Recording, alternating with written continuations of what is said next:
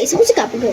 So makikita nyo, meron ako dito isang medal dahil honor ako. Ito yung mga regalong binigay sa akin nung Pasko. Binigay nga pala to sa akin lahat dahil honor ako at kamukha ko si Bini Aya. Ngayon, ipapakita ko na sa inyo isa-isa. Ngayon, bubuksan ko na isa-isa. Ito nga pala ang uunahin ko. Ito nga pala siya. Ngayon, bubuksan ko na. Diba ang ganda? Mga Disney princess nga pala sila. Si Rapunzel, si Belle, at si Ariel. Diba ang gaganda nila? Kamukhang kamukha ko dahil kamukha ko si Bini Aya. Next naman, ito. Bubuksan ko na. Puro candy nga pala siya.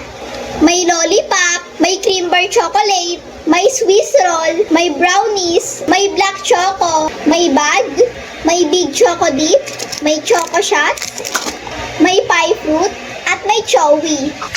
Sunod naman ay ito. Ito nga pala siya ngayon, bubuksan ko na. Ito nga pala siya, pabango.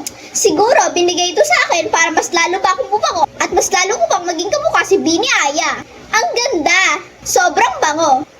Tatlo na lang. Ang sunod ko namang bubuksan ay ito. Ito nga pala siya. Ngayon, bubuksan ko na. Stop mo. Tumbler! Tignan natin kung anong kulay. Pink. Kulay blue at pink. Ang ganda! Next ko naman bubuksan ay ito. Ngayon, bubuksan ko na. Sapatos! Mickey Mouse and Friends. Ngayon, titignan ko na kung ano yung design ng sapatos ko.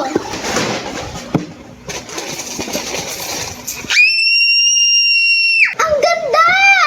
Isusukat ko. Ang ganda! Bagay na bagay sa akin dahil kamukha ko si Bini Aya. At last but not the least, itong regalo na to.